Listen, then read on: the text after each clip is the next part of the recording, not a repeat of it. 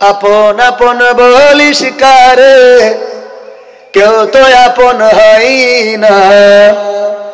আপন আপন বলিস কারে, কেউ তো আপন হয় না। স্বার্থ ছাড়া এই ভুবনে আপন তো কেউ রয় না। স্বার্থ ছাড়া এই ভুবনে আপন তো কেউ রয় না। আপন আপন বলিস কারে, কেউ তো আপন হয় না। আপন আপন বলিস কারে, কেউ তো আপন হয় না। স্বার্থ ছাড়া এই ভুবনে আপন তো কেউ রয় না। স্বার্থ ছাড়া এই ভুবনে আপন তো কেউ রয় না। চোখ বুঝিয়া ভাবরে মন, কে তোর আপনজন। ভালোবাসা পাওয়ার জন্য আছে কি কারণ? চোখ বুঝিয়া ভাব মানুষ, কে তোমার আপনজন। ভালোবাসা পাওয়ার জন্য আছে কি কারণ? চোখের আড়াল হয়ে দেখিস, চোখের আড়াল হলে দেখিস তোর কথা কেউ কই না। স্বার্থ ছাড়া এই ভুবনে আপন তো কেউ রয় না। স্বার্থ ছাড়া এই ভুবনে আপন তো কেউ রয় না। কার জন্যে তোর ভালোবাসা, টাকা ঘরার বাড়ি, মরার পরে কবরেতে রাখবে তাড়াতাড়ি। কার জন্যে এই ভালোবাসা, টাকা ঘরার বাড়ি, মরার পরে কবরেতে রাখবে তাড়াতাড়ি। বিনা লাভে বন্ধুরে কেউ, বিনা লাভে বন্ধুরে কেউ তুলার বোঝাও বই না। স্বার্থ ছাড়া এই ভুবনে আপন তো কেউ রয় না। স্বার্থ ছাড়া এই ভুবনে আপন তো কেউ রয় না। আপন আপন বলিস কারে, কেউ তো আপন হয় না। আপন আপন বলো কারে, কেউ তো আপন হয় না। স্বার্থ ছাড়া এই ভুবনে আপন তো কেউ রয় না। স্বার্থ ছাড়া এই ভুবনে আপন তো কেউ রয় না। ঠিক বললাম না? ওগো আমার ভাইরা, আজকে ছিল এই বাংলাদেশে কঠোর হরতাল। কি হরতাল? কঠোর হরতাল। এটা কোনো রাজনীতির কথা বলার জন্য বলছি না, আর আমি মাহফিলে এসে রাজনীতির কথা বলিও না, প্রয়োজনও নেই। কারণ আমি মহিলা মেম্বারিতেও দাঁড়াবো না, আমার ডিসিশন ফাইনাল। মহিলা মেম্বারিতেও দাঁড়াবো, আমার ডিসিশন ফাইনাল। হ্যাঁ, আমার সিদ্ধান্ত চূড়ান্ত। আমার ভোটে দাঁড়ানোর কোনো প্রয়োজন নাই, কারণ এই দেশে নেতার কোনো অভাব কি আছে? 16 বছর আমরা নেতা পাই নাই, 16 বছর পরে নেতার কোনো অভাব বাংলাদেশে নাই। ওগো আমার ভাইয়েরা, বসন্তের কোকিল পাওয়া যায়, সুদিন আসলে নেতার অভাব হয় না।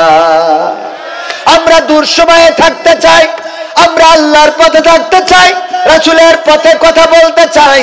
অনেকেই বলে হুজুর গো, এখন তো কথা বলে শান্তি পান, আগে 16টা বছর তো কথা বলতে পারেন নাই, কত জুলুম, কত নির্যাতন। আমি বললাম ওই সময় কথা বলতে মজা লাগতো, ঠিক না? ঠিক, ওই সময় কথা বলতে মজা লাগতো।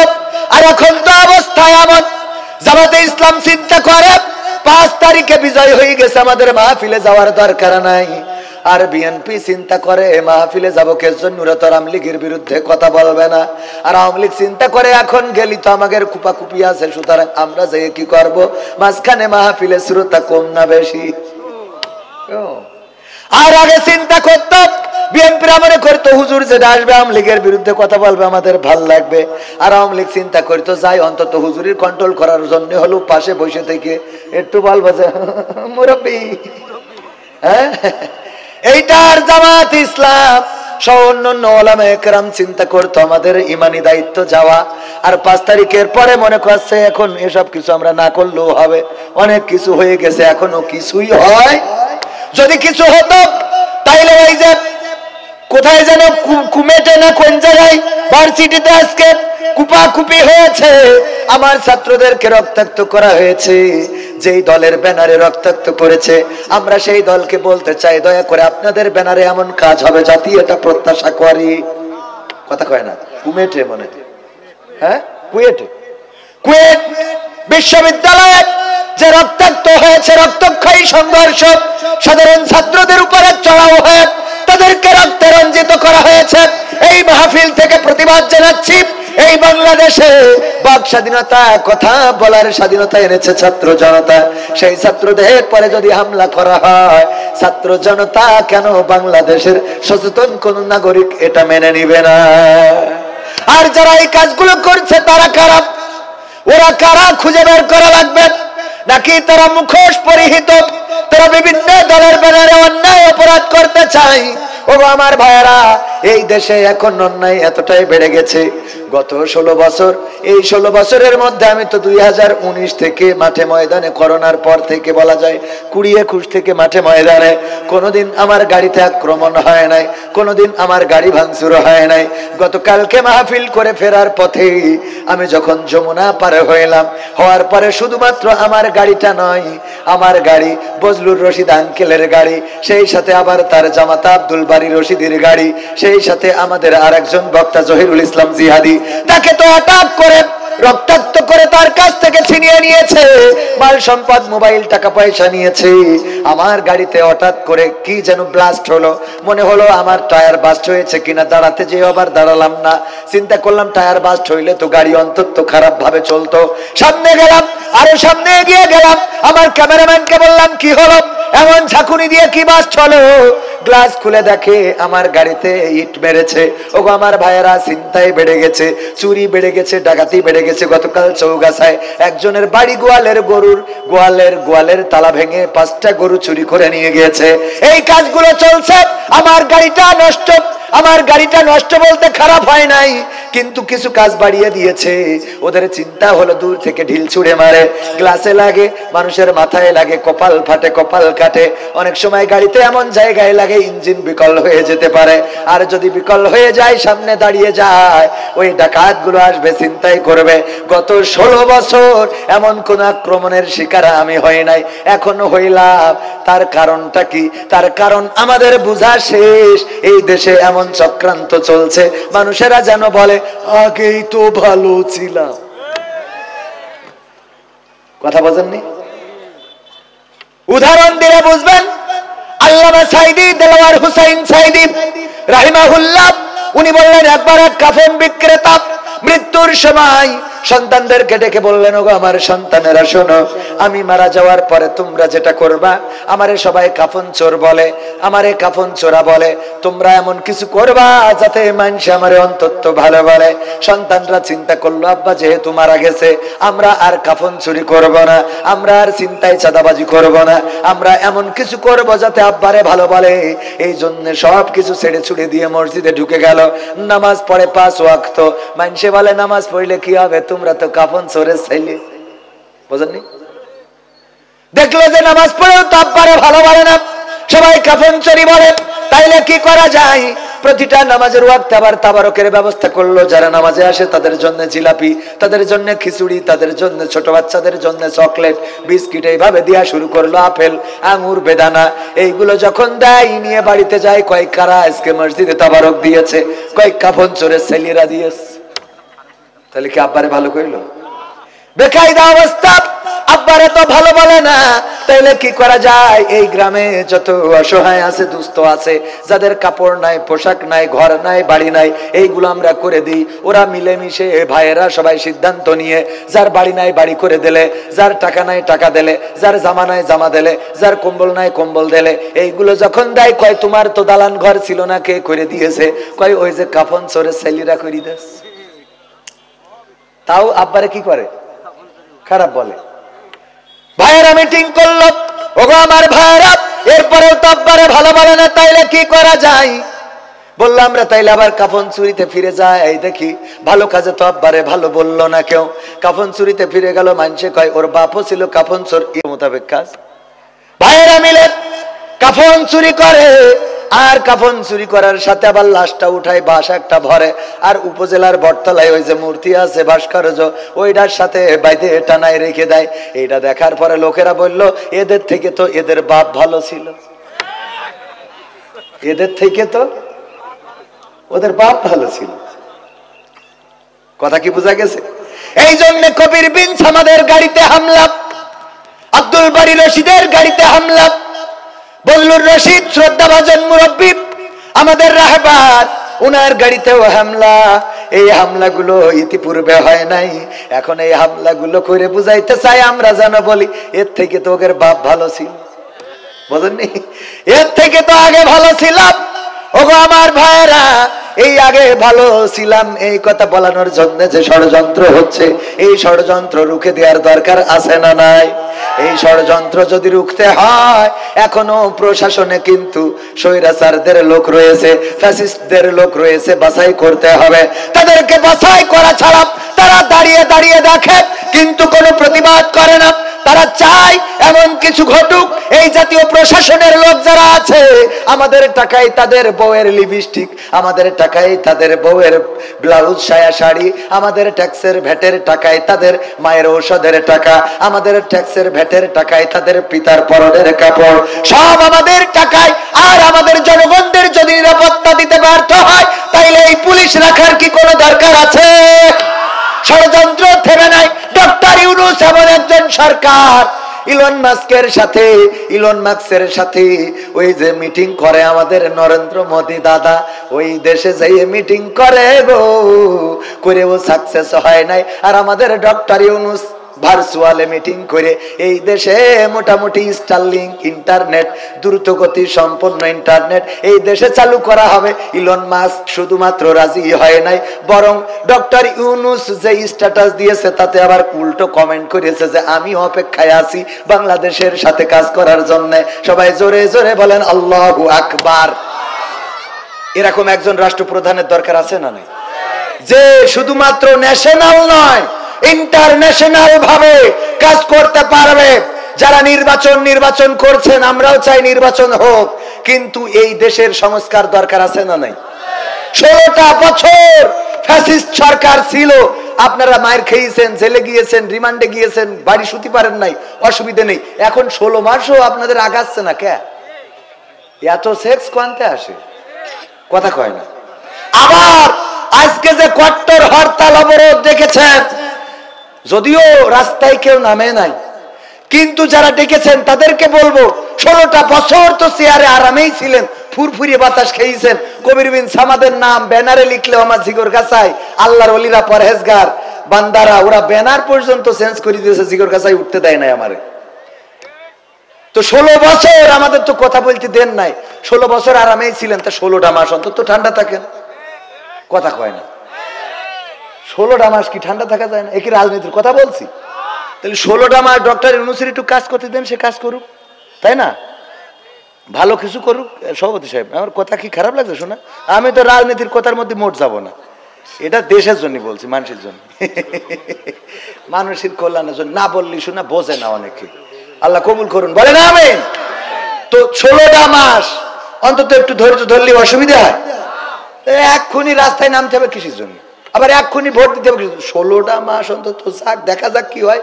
16 বছর যদি আমরা ধৈর্য ধরতে পারি, 16 মাসে তো অসুবিধে নেই।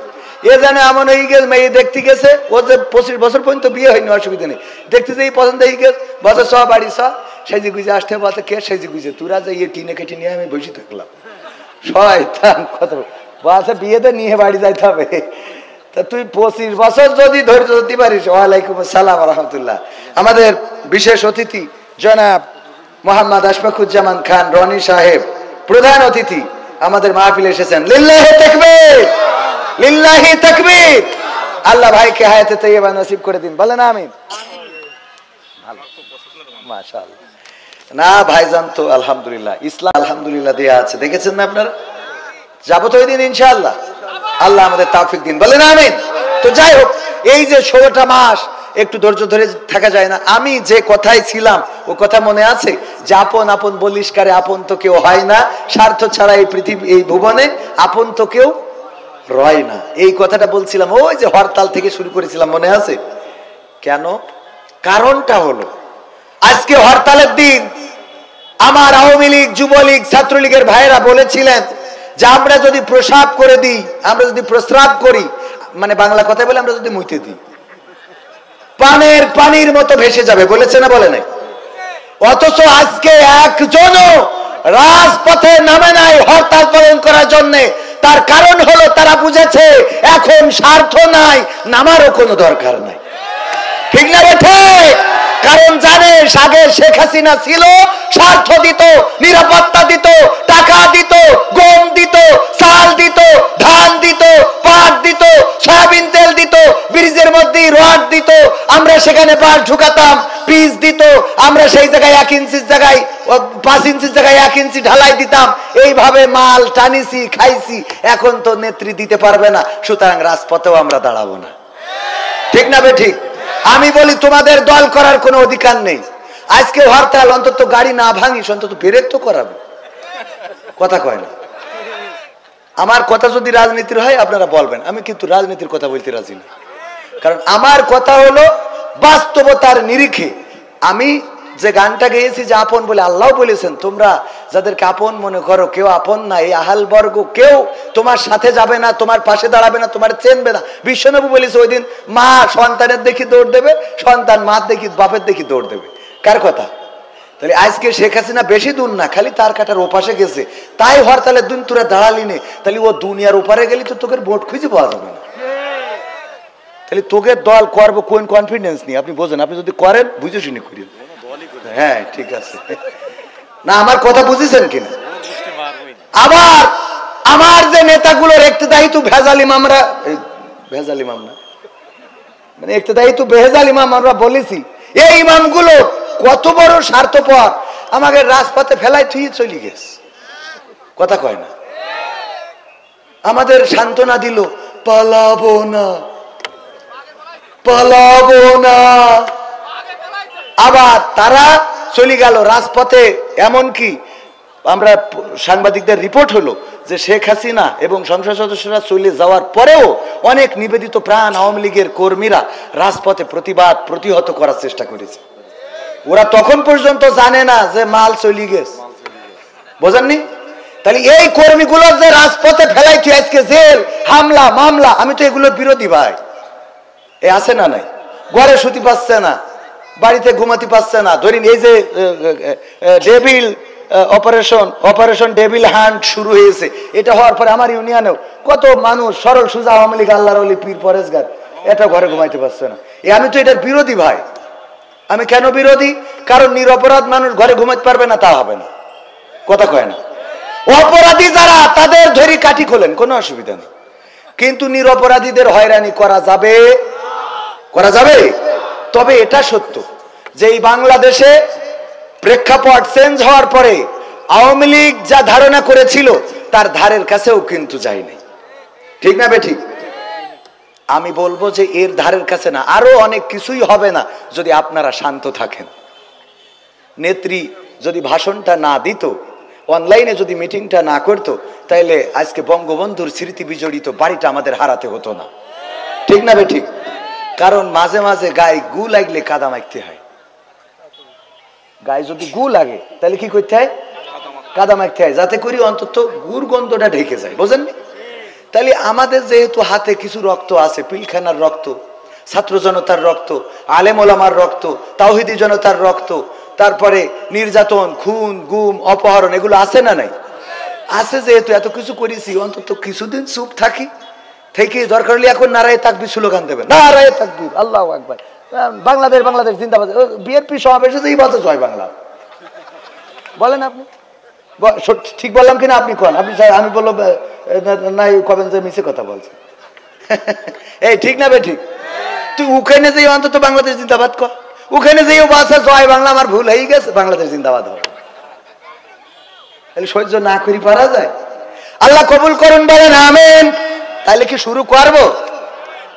এগুলো আমার ভূমিকার কিছু কথা। শরণপুর ও আর একটা কথা ভূমিকায় বলি রাখি আপনাদের সচেতন করার জন্য। গত 2 দিন আমি মাহফিল পরিচালনায় ছিলাম, যদিও আমার মাহফিল ছিল দুইটা, একটা চাঁদপুরে একটা সাতক্ষীরায়, দুইটা মাহফিলে যাওয়ার সুযোগ হয় নাই। আদ্দিন ফাউন্ডেশনের মাহফিল টাঙ্গাইলে, আমার স্যারের শ্বশুরদের গ্রামে, টাঙ্গাইল গোপালপুর ভুয়া ডুবাইলে। তো এই 2 দিন পরিচালনায় প্রথম দিন আল্লামা মামুনুল হক ছিলেন, দ্বিতীয় দিন বদরুল রশিদ আঙ্কেল এবং মুহতারাম রফিকুল ইসলাম মাদানী ছিলেন। গতকালকে মাহফিলে আসার সময় আমার স্যার আকিজ, মরহুম আকিজ রাহিমাহুল্লাহর বড় সন্তান শেখ ডাক্তার মহিউদ্দিন হাফিজাহুল্লাহ, উনার পকেট থেকে উনার ফোনটা সরে মারিতেছে।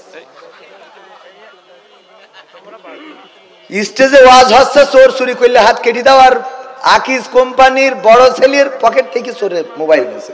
চিন্তা করা যায় আমরা ওয়াজ করি দেশ পরিবর্তন করতে পারবো? সম্ভব? ওয়াজ হচ্ছে যে চোর চুরি করলে হাত কাটার বিধান, আর পরকালে যা আছে তা তো আছে। এর মধ্যে আকিজ কোম্পানির বড় ছেলে ডাক্তার শেখ মহিউদ্দিন স্যারের পকেট থেকে ফোন উঠিয়ে নিয়েছে। এমনকি ওই মাহফিলের আয়োজনে ছিলেন আদ্দিন ফাউন্ডেশন, এত বড় একটা মাহফিল আয়োজন করলেন, মানুষ এত অকৃতজ্ঞ, এত বড় নেমো খারাপ যে ওখান থেকে পকেট থেকে মোবাইলটা চুরি করে নিয়েছে। আবার আকিজের মেজে ছেলে জনাব ডাক্তার শেখ মহিউদ্দিন রাহিমাহুল্লাহ, উনি ইন্তেকাল করেছেন। উনার জানাজায় আমি দাঁড়ানো, আমার পাশে স্যার দাঁড়ানো, তার পাশে আমি রামজা দাঁড়ানো, আমার পকেট থেকে আল্লাহর ওলি জানাজায় এসে ফোন নিয়ে গেছে। কোন জামানায় আমরা আসলাম? এইগুলো কি ওয়াজ দিয়ে ভালো করা যাবে? ওয়াজ দিয়ে ভালো করা যাবে? এইগুলো ভালো করার জন্য কি লাগবে? আল্লাহর কোরআনের আইন। এই কোরআনের আইন, চোর যদি চুরি করে হাত কেটে দাও ঘেসান করে, দেখবেন যে 2-5টার কাটার পরে চোর চুরি করা তো দূরের কথা, ও মোটামুটি মানে অন্য যাই করি, ভিক্ষে করি খালু, অন্তত চুরি করবে না। ঠিক না বে ঠিক? এই জন্য কোরআনের আইনের দরকার আছে না নাই? রাজপথে দেখেছি মোটর সাইকেলে যাচ্ছে, বাইকে জোরে চালানোকে কেন্দ্র করে অথবা মানে খারাপ ভাবে চালানোকে কেন্দ্র করে রিকশার সাথে ধাক্কা লেগেছে বা কোনো কিছু ঘটেছে, এটাতে বাধা দেওয়ার কারণে এই কিশোর গ্যাংয়ের সদস্যরা ওই দারামদা না কি দা কয়, আমি তো এইসব দা চিনিও না, এই দিয়ে কুপাকুপি শুরু করেছে। স্ত্রীকে ঢাল হিসাবে ব্যবহার করলো, সামনে স্ত্রীকে দিয়ে স্বামী আত্মরক্ষা করেছে। আবার নারীরাও দেখেন যে স্বামীকে পিছনে রেখে সামনে বুক পেতে দিয়েছে, মারো আমাকে মারো, আমার স্বামীকে না। অথচ স্ত্রীর সাথে খারাপ ব্যবহার করে মানুষ আছে না নাই? যে স্ত্রী যখন কোপ দিচ্ছে সজোরে, স্ত্রী স্বামীকে পিছনে রেখে সামনে, যে আমি মারা যাই কিন্তু স্বামী নিরাপদে থাক। তবে সব স্ত্রী এত আল্লাহর ওলি না, 2-1টা আছে আবার চিন্তা করে যে আমি যেহেতু ওর সাথে দৌড় দেবো, তাই এর কি করি লাইন নিয়ে শেষ করা যায়, দুনিয়া থেকে ওর তেজ মেরি থুয়ে তারপর হাঁটা দেয়। ঠিক না বে ঠিক? আছে না এরকম? আলহামদুলিল্লাহ, আপনি তো বেঁচে গেছেন, যাক শুক্রিয়া। এরকম আছে না নাই? ভাইরা আমার, আমি ধন্যবাদ জ্ঞাপন করছি ওই এলাকার জনগণের, যারা এই 2 জনকে ধরে গণধুলাই দিয়েছে। শুধু গণধুলাই নাই, কার্যকরী বিচার দরকার। আমাদের মাথায় রাখতে হবে, অন্যায় যেখানে প্রতিবাদ সেখানে আইন হাতে তুলে নিতে নিষেধ করব, কিন্তু দেয়ালে যদি পিঠ থেকে যায় তাইলে আইন হাতে নেওয়া ছাড়া রাস্তা নেই। মনে থাকবে আপনাদের? পুলিশকে ফোন দিচ্ছেন, পুলিশ আসছে না, কারণ ওরাও চায় যে যেন বলে আগেই তো ভালো ছিল, বোঝেননি তো? তখন আপনি আইনের ভরসায় বসে থাকবেন, তাহলে তো হায়াত শেষ, কথা কয় না। এই জন্য তখন আইন হাতের মধ্যে বাকারি দরকার আছে না নাই? মনে থাকবে ইনশাআল্লাহ। শরণপুর পশ্চিমপাড়া 1 নম্বর জামে মসজিদ ও এলাকাবাসীর উদ্যোগে 7তম বার্ষিক ঐতিহাসিক তাফসিরুল কোরআন মাহফিলের শ্রদ্ধাভাজন সভাপতি অনেকে আলোচনা করেছেন। আমার সামনে উপবিষ্ট দিনদার ইমানদার মুসলমান ভাই বাবাজিরা, পর্দার অন্তরালে মা এবং বোনেরা, সবাইকে আনুষ্ঠানিকভাবে সালাম জানাচ্ছি, আসসালামু আলাইকুম ওয়া রাহমাতুল্লাহ। আল্লাহর শুকরিয়া আদায় করছি যে মহান রব দয়া করে মায়া করে আমাদেরকে মানুষ হিসাবে সৃষ্টি করেছেন। আজকের এই মাহফিলে সকল ব্যস্ততা থেকে আসার বসার তৌফিক দান করেছেন। সেই মহান মনিবের শুকরিয়া আদায় করে পড়ছি আলহামদুলিল্লাহ। আলহামদুলিল্লাহ যেভাবে পড়লেন মনে হলো আপনারা আল্লাহর পরে সন্তুষ্ট না। আল্লাহর পরে কি সন্তুষ্ট আপনারা? সন্তুষ্ট কেন হবেন না? পা থেকে মাথা পর্যন্ত কত নিয়ামত আল্লাহ দিয়েছেন। আল্লাহ যদি এই দাড়িটা না দিতেন তাইলে আমি ওয়াজ নামক ব্যবসাটা করতে পারতাম না। কথা কয় না? এই দাড়িটা না থাকলে বলতো যা দাড়ি নেই ওর ওয়াজ করা বা কি, তাই না বলেন? এই দাড়িটা আল্লাহ আমার কি বাচ্চা কালে তো দেশ না, একটু বড় হওয়ার পরে দেশে আল্লাহ নিয়ামত অনেকের নেই, এরম আছে না? আল্লাহ দাড়িটা দিয়েছেন, চোখ দিয়েছেন দেখার জন্য। আজকে ওনার যদি চোখ না থাকতো, এখানে অতিথি করা হয়েছে, জীবনে দেখেছেন কোন কানার অতিথি করিস? কোন কানার সভাপতি বানাইছে? বরং কানার কয় এই তুই এখানে কেন, ওই পাশে যাই দাঁড়া। থাল একটা নিয়ে দেখবেন মাহফিলে সবাই আসে, কানা থাল একটা নিয়ে আল্লাহ আল্লাহ আল্লাহ, আছে না নাই? তাহলে আল্লাহ আপনারে যে অন্তত মাহফিলে চোখ দিয়ে বলি তো এসে বসেছেন, তা নাহলে রাস্তায় থাল নিয়ে পা টান টান করে বসে থাকতেন। তো সেই আল্লাহর শুকরিয়া আদায় করতে এতটাই কষ্ট লাগলো, বলেন আলহামদুলিল্লাহ। আমি উদাহরণ দিতে যেয়ে বলি মাঝে মাঝে যে আল্লাহ যদি এমন কোন প্রাণী বানাইতেন, যেমন ধরেন যে সাপ, সাপ যদি বানাইতেন, যেই সাপ জীবনে কোনোদিন মানুষের কামড়ায় নাই, মানুষের অনিষ্ট করে নাই, বরং অন্য সাপদেরকে বুঝায় যে দেখ মানুষের জন্য কামড়াইস না, তোকে বিষ বলো খুবই ভয়ঙ্কর, এই কামড়ালি ওই বিষ মাথায় উঠে মরে যায়, এ করিস নে। এই সাপটাও যদি কোনোভাবে পথ ভুলে বের হয়, এই গ্রামে এমন আল্লাহর ওলি কিরা আছেন বলেন তো যে এই সাপের মারবেন না? কথা কয় না? ইমানদার সবচেয়ে আল্লাহওয়ালা, যে সবচেয়ে ভালো জিকির করে, পরহেজগার, সেই সাপটাও যদি দিনের বেলায় বের হয় তাও পিটাবেন। ওর অপরাধটা কি? কথা কয় না? ওর অপরাধ হইলো সাপ। তাহলে আল্লাহ সাপ যদি বানাইতো তাহলে বারণ খেয়ে মরা তো লাগতো, মরার পর আবার বলতো যে হাওয়া খেয়ে বেঁচে যাইতে পারে, আগুনি পুড়া, দুনিয়ার পরে জাহার নামে পাঠাইতো। ঠিক না বে ঠিক? আল্লাহ চাইলে সাপ বানাইতে পারতো না? শিয়াল, আমি বলি দেখেন শিয়াল, সব শিয়ালে কি মুরগি ধরি খায়? আবার সবার কি মুরগি আছে? সভাপতি ঢাকায় থাকে, ও মুরগি পোষবে কি? অথচ গ্রামে এইছে হঠাৎ ওনার সামনে একটা শিয়াল যাচ্ছে, মাজায় গামছা বেঁধেই দৌড়। হ্যাঁ হ্যাঁ, একানি ধরি তো মুরগি, তুই তো মুরগি পুষিস না, তোর মাল্লিকা। কথা কয় না? যার মুরগি আছে সে না হয় তারটা ধরে খাবে, এই ভয়তে মেরেছে। আমাদের সভাপতির তো মুরগি নেই, তামার লোকের ওই যে শিয়াল। তাহলে আল্লাহ আমাদের যদি শিয়াল বানাইতো, বিনা কারণে ইট খাওয়া লাগতো। আবার দেখেন, আমি চিন্তা করি আল্লাহ এদের কি সফটওয়্যার লোড করিতেছে, সুন্দর করে ইনস্টল করিতেছে যে তোরা খবরদার জন্য দিনের আলোতে বেরোবি না। বাচ্চা শিয়াল আমি এত খুঁজি, আমার সপসঙ্গীরাও জানে যে আমার একটা শিয়াল পুষার খুব শখ। পাখি পুষেছি, মুরগি পুষেছি, হাঁস পুষেছি, খরগোশ আমার বাড়ি আছে, বানরও পুষেছি। শিয়াল আমার একটা শখ, কুত্তাও পুষেছি। হরিণ আমার সার পোষে, ও হরিণের মেলা খরচ, ও পুষতে হবে, পুষে সরকারের দিয়ে দিতে হবে। তা যাই হোক, শিয়ালও নিয়ে যাই। ভাই ভালো কথা বলিস, আমার স্যারের আছে, দেখি যদি, আমার একটু শখের জায়গা থেকে বললাম। এই শিয়াল বাচ্চা আজ পর্যন্ত একটারও দেখলাম না যে কোনো জায়গা থেকে বের হইতে, মানে সফটওয়্যার আল্লাহ লোড করে দিয়েছে, তুই বাচ্চা তাই কি? ও কোনোদিন ওর মার বলিনি যে মা তুই না হয় আমলিক করিস, আমি তো বিএনপির লোক। কথার কথা মানে ঠিক কথা না, যে তুই না হয় আমলিক করিস, তোর অসুবিধা আছে, অপরাধ আছে, তা আমি তো বিএনপির লোক, তা আমি এখন বেরোতে পারবো না কেন? এই কথা বললেও কোনো বাচ্চা বের হয়েছে? হয় নাই। তার মানে ওর মেমোরিতে হইলো যে আমরা যাই করি তাই করি, আমরা মুরগি সর, আমরা আর দিনের আলোতে বেরোনো যাবে না, তাহলে আমাদের বাড়ি টানা করে ফেলবে। কথা কি বোঝা গেছে? তাহলে আল্লাহর শুকরিয়া কেন আদায় করবো না বলেন তো? আরো যদি উদাহরণ দিই, মানে এইভাবে উদাহরণ দেবো, রাত শেষ হয়ে যাবে। আরো আরো আরো আল্লাহ কোরআনেই বলে দিয়েছে, আমার নিয়ামতের কথা যদি তোমরা লেখো, পৃথিবীর সব গাছ যদি কলম বানাও, আর পৃথিবীর সব পানি যদি কালি বানাও, সব শেষ হয়ে যাবে, কিন্তু আমার নিয়ামতের কথা লেখা শেষ। সুবহানাল্লাহ বলবেন না? বলেন আলহামদুলিল্লাহ।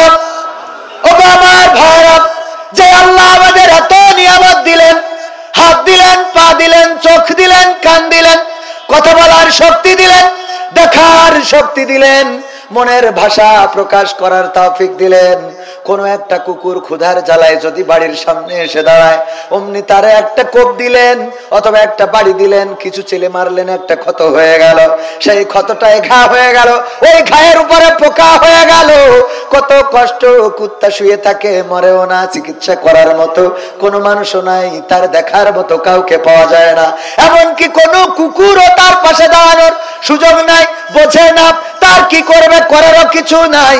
ওগো আমার ভাইরা, আল্লাহ যদি চাইতেন আমাদের এমন কোন প্রাণী করে পাঠাতে পারতেন যে আমাদের মানুষের দরজায় দরজায় ঘুরে বেড়াতে হতো, আর মানুষের দরজায় দরজায় দাঁড়ায় হয়তো তা কারো লাথি, কারো ঝাঁটা, কারো ইট, কারো পাটকেল, কারো আক্রমণের শিকার হয়ে যেতাম। আল্লাহ রাব্বুল আলামিন এই প্রাণীগুলোকে বানানোর পরে দেখেন এই প্রাণী কেউ আল্লাহর অবাধ্য হয় নাই। বাঘ কোনোদিন সুন্দরবন থেকে বাঘেরা মিছিল নিয়ে আসে নাই যে এই লোকালয়ে আর তোরা বাস করতে পারবি না, আমরা করব, এই কথা কোনোদিন বাঘেরা এসে বলেছে নাকি? না, বলে নাই। সাপেরা কোনোদিন মিটিং করে দল বেঁধে বলে নাই এই গ্রামটা আমাদের, তোরা এই জায়গা ছেড়ে দে, কোনোদিন বলে নাই। সাপেদের জন্য যেই জায়গাটা আল্লাহ নির্দিষ্ট করে দিয়েছেন সেই জায়গায় থাকে, বাঘেদের জন্য যেই জায়গাটা নির্দিষ্ট করা সেখানেই থাকে, শিয়ালের জন্য যেই জায়গাটা নির্দিষ্ট করা সেখানেই থাকে। কোন শিয়াল দিনের আলোতে মিছিল নিয়ে আসলো না যে কেন মুরগির ঘরে দরজা দিবা, আমরা খাইতে পারি না, এখন থেকে মুরগির ঘরের দরজা দিলে 18 তারিখের মতো কট্টর হরতাল অবরোধের ডাক দেব। এই কাজ কোনোদিন শিয়াল করে নাই, কারণ তারা জানে আল্লাহ আমাদের বানিয়েছেন এইভাবে, আল্লাহ আমাদের চালাবেন এইভাবে। ওগো আমার ভাইয়েরা, অথচ তারা এইভাবে থেকেও আল্লাহর শুকরিয়া আদায় করে, এমনকি মনিবের গোলামি করে। কুকুরকে আল্লাহ মানুষের অনুগত করে দিয়েছেন, এত বিশ্বস্ত করে দিয়েছেন। একটা কুকুর যদি আমার আশফাকুজ্জামান খান রনি ভাই পুষে থাকেন, ওই কুকুরকে কোনোদিন বিরিয়ানি রান্না করে খাওয়ায় না, ওই কুকুরের জন্য বিদেশ থেকে কোনো খাবার এনে খাওয়ায় না, বরং ওই কুকুর খায় বাড়িতে পড়ে থাকা যে কাঁটাগুলো, যে হাড়গুলো, উচ্ছিষ্টগুলো, সন্তানের জান করা, নষ্ট করা খাবারগুলো, এই খাবারগুলো খেয়ে কুকুরটা সারা রাত আমার রনি ভাইয়ের বাসার সামনে রাত জেগে পাহারা দেয়। আমি যখন দরজায় গেলাম, যাওয়ার পরে দরজায় নড়া দিতেই অমনি কুত্তা উনার আগে উঠে গেছে, উঠে ঠিক না? ঠিক। উনি এখনো চেতন পায় নাই, কুত্তা চেতন পেয়ে গিয়েছে। এই কে তুই, কেন এসেছিস, কিসের জন্য এসেছিস, তোর এখানে আসার সাহস দিয়েছ কিনা, এই রাত্রে তোর কাজ কি, তুই আগে বিএনপির লোক না আওয়ামী লীগের সেইটা কর। মানে ওর ভাষায় এটাই বলে, কোন দলের লোক আগে সেইটা কর। যদি আমি কিছু না বলে আবার দরজায় টুকা দিতে থাকি অথবা ঢুকার চেষ্টা করি, কুত্তা আমার দিকে এগিয়ে আসবে না আসবে না? মালিক যখন ডাক শুনলো, আশফাকুজ্জামান খান রনি উঠে চলে আসলো, না জানি বাড়িতে কে এসেছে। আসার পরে যদি দেখে কবির বিন সামাদ, আচ্ছা ঠিক আছে, বিএনপি জামাত এখন তো ফাইট চলছে ভালোই, চললেও অসুবিধা নেই, আমাদের সাথে ভালো সম্পর্কটা ভালো, এই জন্য কবির বিন সামাদ জামাতের লোক হলেও অসুবিধা নেই। আস্তে করে কুকুর, এই কুকুর একটা ধমকের পরে আর একটা বারের জন্য আমার সাথে খারাপ আচরণ করবে? শুধু একটা ধমকে খারাপ আচরণ বন্ধ হয় না, আরো কিছু হয়। সেটা কি জানেন? ওই কুকুরটা খালি কাচুমাচু কইতে থাকে, লেজ পাছার মধ্যে নিয়ে আস্তে করে বলে আমার ভুল হয়ে গে, আমার ভুল হয়ে গে, বলে না আমার ভুল। যতক্ষণ পর্যন্ত মালিক স্বাভাবিক ভাবে না আসে ততক্ষণ পর্যন্ত ওর অপরাধ বোধ কাজ করতে থাকে যে আমার মালিক, আমি ভুল করে ফেলেছি, রং নাম্বারে ডাইল মারা হয়ে গেছে। ঠিক না বেঠে? ওগো আমার ভাইয়েরা, এই কুকুরটা উচ্ছিষ্ট খেয়ে কতটা অনুগত। আবার যদি রনি ভাই উঠার পরে দেখে না আমার পরিচিত কেউ না, এমন কেউ এসেছে আমার বাড়ি চুরি করার জন্য, অমনি লাঠি যদি একটা হাতে নেয়, কুকুর আগে যায় না রনি ভাই আগে যায়? কুকুরটা আগে চলে যায়। ওই মানুষটা যদি জঙ্গলের মধ্যে ঢুকে যায়, রনি ভাই না ঢুকলেও কুকুরটা জঙ্গলের মধ্যে পর্যন্ত চলে যায়। একটু হাড় খাওয়ার পরে, একটু কাটা, একটু উচ্ছিষ্ট খাওয়ার পরে যদি একটা কুকুর তার মালিকের এত অনুগত হয়, আমরা যে রবের থেকে জীবনটা পাইলাম, আল্লাহ বললেন কাইফা তাকফুরুনা বিল্লাহি ওয়া কুনতুম আমওয়াতান ফাহইয়াকুম সুম্মা ইউমিতুকুম সুম্মা ইউহয়িকুম সুম্মা ইলাইহি তুরজাউন। আমার আল্লাহ বললেন, ওগো আমার বান্দারা, কেমন করে তোমরা আমাকে ভুলে গেলে, আমাকে স্বীকার কেমন করে করো, অথচ তোমরা ছিলে মৃত, তোমাদের কোনো জীবন ছিল না, তোমাদের কোনো আকার ছিল না, আকৃতি ছিল না। আমি আল্লাহ তোমাদের জীবন দিলাম, আকার দিলাম, আকৃতি দিলাম। আবার একদিন আমি তোমাদের মৃত্যু ঘটাবো, আবার একদিন আমি তোমাদের পুনরুজ্জীবিত করব। বেলা শেষে ফিরে যাওয়া লাগবে কার কাছে? কার কাছে? যে আল্লাহ আমাদের জীবন ছিল না, 1900 সালে জন্মগ্রহণ করেছেন এমন একজনও কি এখানে আছেন? 1900 সালে একজনও নাই। অথচ 1900 সালেও এই বাংলাদেশে মানুষ ছিল না? এই পৃথিবী ভর্তি মানুষ ছিল। 1900 সালে জন্মগ্রহণ করা মানুষ একজনও নাই। আবার 2100 সালে 2100 সালে 2100 সালে এখানে আমরা যারা আছি একজনও থাকবো এমন কোন গ্যারান্টি কেউ দিতে পারবেন? 2100 সাল আমাদের জীবনে আর আসবে না। 2000 সাল আমাদের জীবনে অনেকেই পেয়েছি, ঠিক কিনা? 2000 সাল পেয়েছি, কিন্তু 2100 সাল আমাদের জীবনে আসবে না। যদি আসেও তাও দেখবেন যে টাওয়ার আছে কিন্তু নেটওয়ার্ক পাচ্ছে না। মানে জীবনটা আছে কিন্তু চাচা কোনে যাবেন, মানে দাঁত পড়ি যে জিগর গাছা ভালো করে বের হবে না মুখ থেকে, ঠিক না বে ঠিক? আরো নেটওয়ার্ক যদি চলে যায় জিজ্ঞেস করবেন যে চাচা দুপুরে কি দিয়ে খেলে, তোমার চাচি বললো যে শাড়িটা ছিঁড়িয়ে গেছে, হ্যাঁ তাই যাচ্ছি জিগর গাছা মুখ। মানে একটা বলবেন আর একটা শুনবে, তাই না? বলে তাইলে দুনিয়া নেটওয়ার্ক আপ ডাউন করবে। তাইলে দুনিয়ার পরে এই যে আল্লাহ আমাদের নিয়ামত দিলেন, বানালেন, পাঠালেন, উঠাই নেবেন, আল্লাহর শুকরিয়া আদায় করি না ভাইরা আমার? মারা যাওয়ার পরে তো তার কাছেই দাঁড়াতে হবে। আল্লাহ বলবেন ইকরা কিতাবাকা কাফা বিনাফসিকা আল-ইয়াওমা আলাইকা হাসিবা। ওগো আমার ভাইরা, শুধু তাই নয়, বইটা দেখাতে চাইলাম, আল্লাহ বলল পড়ো তোমার কিতাব, পড়ে তুমি তোমার হিসাব করার জন্য নিজেই যথেষ্ট।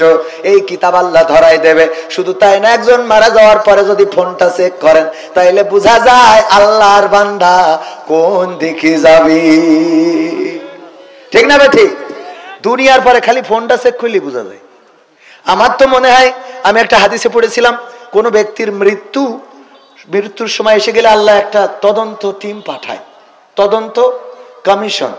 তারা আসে, ফেরেশতারা এসে তদন্ত করে এই বাড়িতে জায়নামাজ আছে কিনা, টুপি আছে কিনা, তাসবিহ আছে কিনা, সে ভালো কাজ করেছে কিনা, বাড়িতে অন্যায় কোনো কিছু আছে কিনা, এবং এইগুলো নিয়ে যে রিপোর্ট করে যে না এই বান্দার বাড়িতে গিয়েছিলাম, তার রিপোর্ট ভালো, সে নামাজ পড়ে, রোজা করে, ভালো মানুষ। তো এই কথা বললে তার রূহটা নিয়ে যাওয়ার সময় ফেরেশতারা ওয়েলকাম জানাতে থাকে, দাঁড়িয়ে যায় দুই পাশে এবং ওয়েলকাম জানায়। আর রিপোর্ট যদি হয় খারাপ, যে এর বাড়ি গেলাম টেলিভিশন হাফিজাউল্লাহ আছে, কি টেলিভিশন শরীফ আছে না নাই? টেলিভিশন শরীফ, সিরিয়াল শরীফ দেখে, তারপরে বাড়ি কোরআন শরীফ নেই, তারপরে মোটামুটি নায়ক নায়িকার নাম সব মুখস্থ, দিয়ালে পোস্টার লাগানো শাবনূর, সালমান শাহেদের। এইগুলো রিপোর্ট যখন করে তখন আযাবে ফেরেশতারা হাতুল নিয়ে দাঁড়ায় থাকে আর কয় যা কুপান দিচ্ছি, খেলা হবে, আর একটুকুন ওয়েট কর। হাদিসে পড়া, মৃত্যুর খবর বইয়ে পড়া, অনেকে আবার দলিল খুঁজবেন তো, মৃত্যুর খবর বইটাতে পড়েছি ভাইয়েরা আমার। তো আমার মনে হয় এখন ফেরেশতাদের এসে ঘর বাড়ি মারি চেক করা লাগবে না, ও যদি বটতলায় থাকে মোবাইলটা চেক করে চলে গেলেই হবে। কথা বোঝেননি মনে হয়? কারণ বাড়ি ফোন তার আসার দরকার নেই, ওই হাতের ফোনটা চেক করলি এ কোন আল্লাহর ওলি, কোন রং নাম্বারে ডায়াল করে, কার সাথে রাত্রি কথা বলে, কয় মিনিট কথা বলে, কথা কয় না। বিলকিস কেমন আছো? আরে আমার বিলকিস আছে না নাই? আজকালকের ছেলেরা বই নিয়ে আর বসে না, ও বাবা গুগলে সার্চ করিয়া পড়ি। ওরে কালের মেয়েরা কোরআন হাদিস ধরে না, এখনকার মা বোনেরা কোরআন হাদিস পড়ে না, ও আল্লাহ টিকটকে ভিডিও ওরা করে। আজকালকের ছেলেরা বই নিয়ে আর বসে না, গুগলে সার্চ করিয়া পড়ে। আগের সময় প্রেম করিলে সভাপতি বলতো পাইছো কি, এখন বলে শখ করিয়া বাবু তুমি খাইছো কি। আগের সময় প্রেম করিলে আমার মুরব্বীরা বলতো পাইছো কি, এখন বলে শখ করিয়া বাবু তুমি খাইছো কি। লজ্জা শরম নাই, আইলাম কোন জামানায়, লজ্জা শরম নাই, আইলাম কোন জামানায়, ভবিষ্যৎ দেখি অন্ধকারে। আজকালকের ছেলেরা বই নিয়ে আর বসে না, ও বাবা মোবাইলে সার্চ করিয়া পড়ি। নতুন করে হয়েছে চালু এখন আবার কোন ট্রেন্ড, পরিচয় করাই দেখি এই আমার গার্লফ্রেন্ড। আছে না নাই? নতুন করে হয়েছে চালু এখন আবার কোন ট্রেন্ড, পরিচয় করাই দেখি এই আমার বয়ফ্রেন্ড। শরমের মাথা খাইয়া গেছে ওরা পাগল হইয়া, শরমের মাথা খাইয়া গেছে সব পাগল হইয়া, ভবিষ্যৎ দেখি অন্ধকারে। আজকালকের ছেলেরা বই নিয়ে আর বসে না, ও বাবা গুগলে সার্চ করিয়া পড়ি। ঠিক বললাম না? ঠিক বললাম? আমার তরুণ যুবকেরা এখন আগের মতো বই নিয়ে বসে না, যুবকরা বেপথগামী হচ্ছে, কিশোর গ্যাং নামের বিভিন্ন সংগঠন করছে, আর সেখানে মদ গাঁজা ফেন্সিডিলের প্র্যাকটিস করছে, ক্রামবোর্ডের আড্ডায় তাসের আড্ডায় আছে, এমনকি অন্যায় পথে পা বাড়ায়, ট্রেনিং করে কেমন করে মারামারি করতে হবে, কেমন করে কাটাকাটি করতে হবে, কেমন করে অস্ত্র চালাতে হবে। ও আমার ভাইরা, আজকে অনেকে আছে তাদের হাতে অস্ত্র তুলে দেয়, তাদের হাতে কলম দেয় না, খাতা দেয় না, তাদের হাতে বই দেয় না, অস্ত্র তুলে দেয়। আমি বলতে চাই আমার তরুণ যুবক কিশোর ছাত্র ছাত্রী যারা আছে তাদের হাতে যদি কোরআন তুলে না দেন, তাইলে আগামী দিনে সন্তানের হাতে বাবা খুন হবে, সন্তানের হাতে মা খুন হবে, গ্রামে শান্তিতে বসবাস করতে পারবে না, ভার্সিটি কলেজ ইউনিভার্সিটিতে লেখাপড়ার পরিবেশ থাকবে না। এই কোরআন সকল ছাত্র ছাত্রীদের হাতে তুলে দেওয়ার দরকার আছে না নাই? যেহেতু সংস্কার হচ্ছে, আজকে স্কুল কলেজে যে গোলমাল, ওই যে কুয়েটে যে মারামারি হয়েছে, রক্তক্ষয়ী সংঘর্ষ হয়েছে, রক্তাক্ত করা হলো আমার ভাইদেরকে, কারো না কারো মায়ের সন্তান, কারো না কারো ভাইয়ের কারো না কারো ভাই, কারো না কারো বোন, এমন যাদের উপরে আক্রমণ করা হলো, রক্তাক্ত করা হলো, ওই মানুষগুলো যদি নৈতিক শিক্ষায়, কোরআনের শিক্ষায়, হাদিসের শিক্ষায় নিজেদেরকে শিক্ষিত করতো, তাইলে এমন আক্রমণ করার সাহস পেত না। এই জন্য দাবি জানাবো, এই সংস্কারে যেমন স্বৈরাচার ফ্যাসিস্ট সরকারের অনেক কিছু ঢুকানো হয়েছে, ওই সাথে যেন প্রতিটা ক্লাসে আল্লাহর কোরআন এবং হাদিসকে বাধ্যতামূলক করা হয়। এই দুইটা বাধ্যতামূলক করলে সমাজটা কেমন করে পরিবর্তন হবে? যদি উদাহরণ দিই, পাবনায় যাওয়ার পর একজন যুবক পত্র চিঠি দিয়েছে, হুজুর প্রশ্ন দিয়েছে আমার কাছে, হুজুর গো আমার একটা ডার্লিং ছিল, আমি তার সাথে প্রেম করেছিলাম, করার পরে এই ডার্লিং নামাজ পড়ে না, রোজা রাখে না, পর্দা করে না, এই ডার্লিংটা আল্লাহর পথে চলে না। আমি তারে বুঝালাম, দেখো ভালো কাজ করতে হবে, নামাজ পড়তে হবে, রোজা করতে হবে, এর জন্য ওর হাতে কোরআন তুলে দিলাম, হাদিস তুলে দিলাম, ইসলামী বই তুলে দিলাম, ফাতেমা, খাদিজা রাদিয়াল্লাহু তাআলা আনহা, আয়েশা রাদিয়াল্লাহু তাআলা আনহা, মরিয়ম, আসিয়া আলাইহিস সালাম সহ অনেক মানুষদের জীবনী তুলে দিলাম। দেওয়ার পরে এখন ওই মেয়ে ভালো হয়ে গেছে, পর্দাশীল, নামাজি, রোজাদার, পরেজগার, এমনকি নফল রোজা, ইবাদত বন্দেগী সব করে, এখন আর আমার সাথে প্রেম করে না। হুজুর বলেন এর জন্য ওর গুনাহ কেমন গুনাহ হবে, আর পরকালে কেমন জাহান্নামে থাকবে, একটু বলেন। চিন্তা করা যায়? হুজুর এর জন্য ও কেমন দায়ী হবে, যেহেতু আমি তার নামাজি ছিল না, রোজাদার ছিল না, আল্লাহওয়ালা ছিল না, পর্দানশীল ছিল না, আমি তারে বানাইছি, প্রেম করে ভালো করেছি, এখন আমার সাথে প্রেম করতে চাই না। হুজুর বলেন এর জন্য ওর গুনাহ কেমন গুনাহ হবে। আমি বললাম ভাই রে, খাল কেটে কুমির তো তুমি ডেকে নিয়ে আসিস। খাল কেটে কি কারণ কি? যখন কোরআনে পেয়েছে আল্লাহ বলেছেন ওয়াকরনা ফি বুয়ুতিকুন্না ওয়ালা তাবাররাজনা তাবাররুজাল জাহিলিয়াতিল উলা, ওগো নারীরা পর্দার মধ্যে থাকো, জাহিলি যুগের মেয়েদের মতো সাজুগুজু করে নিজেদেরকে প্রদর্শন করে বেড়ায়ও না। এই কথা শোনার পরে, এই কথা জানার পরে বলেন কোন মেয়ে কি আর সাজুগুজু করে নিজের দেখায় বেড়াবে? যখন হাদিসই পেয়েছে আল্লাহর নবী বলেছেন ওগো নারীরা তোমরা পর্দা করো, পর্দার মধ্যে এমন ভাবে থাকো যেন তোমাদের মাহরাম ব্যক্তি ছাড়া কেউ না দেখে, যদি কেউ দায়ুস হয়ে যায় তাইলে আমি নবী পরকালে সুপারিশকারী হব না। এই কথা যখন কোন নারী জেনে যাবে, বলেন সে ওই 14 জনের বাইরে কারোর সাথে কি দেখা করবে নাকি? দেখা করবে না। ফাতেমার জীবনীতে আছে আল্লাহর নবীর কন্যা ফাতেমা রাদিয়াল্লাহু তাআলা আনহা উহুদের ময়দানে আল্লাহর নবী যখন আহত হয়েছেন, দান্দান মোবারক শহীদ হয়ে গেছে, মাথার হেলমেট ভেঙে মাথায় ঢুকে গিয়েছে, চারিদিকে খবর ছড়িয়ে গেছে আল্লাহর রাসূল শহীদ হয়ে গিয়েছেন। এই খবর শোনার পরে ফাতেমা রাদিয়াল্লাহু তাআলা আনহা বাড়ি থেকে দৌড় দিয়েছেন। উহুদের ময়দান মসজিদে নববী থেকে বেশি দূরে নয়, এখন তো বিল্ডিং হয়ে যাওয়ার কারণে ঘুরে আসা লাগে, আগে শর্টকাটে আসা যেত।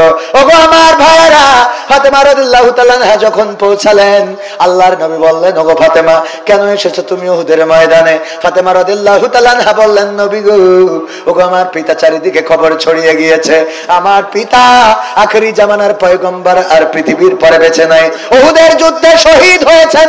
এই খবর শোনার পরে আমি আপনার কলিজার টুকরা কেমন করে বাড়িতে বসে থাকি গো, এই জন্য আমি ছুটে এসেছি উহুদের ময়দানে আমার বাবা কেমন আছে খবর নেওয়ার জন্য। আল্লাহর নবী বললেন, ওগো ফাতেমা তুমি কি জানো নাকি তোমার বোরখার মধ্যে ছেঁড়া আছে, যেই ছেঁড়া জায়গাটা দিয়ে তোমার শরীরের রংটা দেখা যায়, তোমার গায়ের জামাটা ছেঁড়া আছে, যেই জায়গা দিয়ে তোমার শরীরের রংটা কেমন এটা দেখা যায়, তোমার শরীরের রং দেখা যায়। আল্লাহর নবীর কন্যা ফাতেমা বললেন, ওগো বিশ্ব নবী আমি জানি আমার জামাতে ছেঁড়া, এই ছেঁড়া জায়গাটা আমি যখন রওনা করেছি তখন ছেঁড়া জায়গাটা মুট করে ধরে নিয়ে এসেছি, আমার এই ছেঁড়া জায়গা দিয়ে পৃথিবীর কোন মানুষ আমার গায়ের রং দেখতে পারে নাই। আল্লাহর নবী বললেন, ওগো ফাতেমা শুনে নাও, এত শক্ত কথা হারি মাঝে মাঝে চিন্তা করি পরকালের ময়দানে আমাদের কি উপায় হবে। আল্লাহর রাসূল যে রাসূল ফাতেমার ব্যাপারে বলেছেন, কেউ যদি আমার ফাতেমাকে কষ্ট দেয় সে যেন আমি নবীকে কষ্ট দেয়, আর কেউ যদি আমার ফাতেমাকে খুশি করে সে যেন আমি নবীকে খুশি করি। শুধু তাই নয়, আল্লাহর নবী যখন কোন সফরে যেতেন সবার শেষে দেখা করতেন ফাতেমা রাদিয়াল্লাহু তাআলা আনহার সাথে, আর এসে সবার প্রথমে দেখা করতেন ফাতেমা রাদিয়াল্লাহু তাআলা আনহার সাথে। শুধু তাই নয়, যখন আল্লাহর নবী ইন্তেকাল করেছেন ফাতেমা রাদিয়াল্লাহু তাআলা আনহা খুব করে কান্নাকাটি শুরু করলেন। এত কান্নাকাটি করছেন, আল্লাহর রাসূল ডাকলেন, ফাতেমা এদিকে আসো। ফাতেমা আল্লাহর রাসূলের কাছে আসলেন, আল্লাহর নবী মাথাটা টেনে আল্লাহর নবী ফাতেমার কানটা নিজের মুখের কাছে নিলেন, নিয়ে কি যেন বললেন, ফাতেমা রাদিয়াল্লাহু তাআলা আনহার কান্না বন্ধ হয়ে গেল।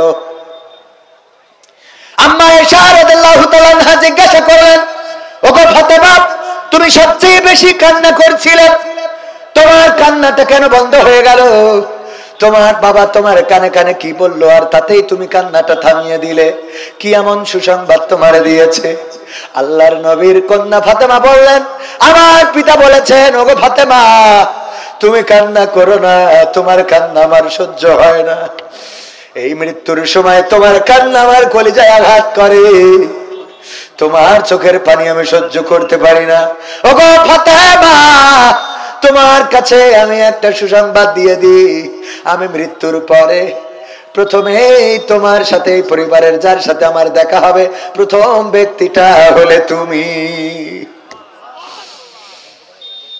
এই ফাতেমাকে আল্লাহর নবী উহুদের ময়দানে বললেন, ওগো ফাতেমা শুনে নাও, ওগো ফাতেমা শুনে নাও, ওগো ফাতেমা শুনে নাও, তোমার বোরখার ছেঁড়া জায়গা দিয়ে যদি পৃথিবীর কোন মানুষ তোমার গায়ের রং দেখে ফেলতো, আমি নবী ওই পরকালের ময়দানে তুমি আমার কন্যা এই পরিচয়টা দিতাম না।